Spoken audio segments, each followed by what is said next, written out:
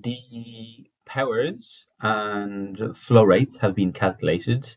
We can now calculate the size of our pipes, the optimal size of our pipes. Here we can see there is a default value of at the end 15, but when we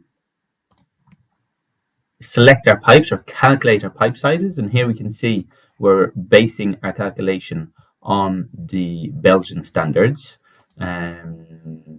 We obtain then here the N65, the N100, and all the pipes have been calculated.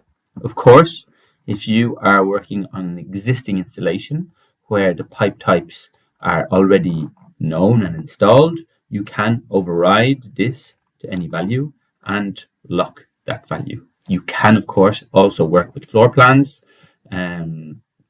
which will automatically assign lengths to your pipes.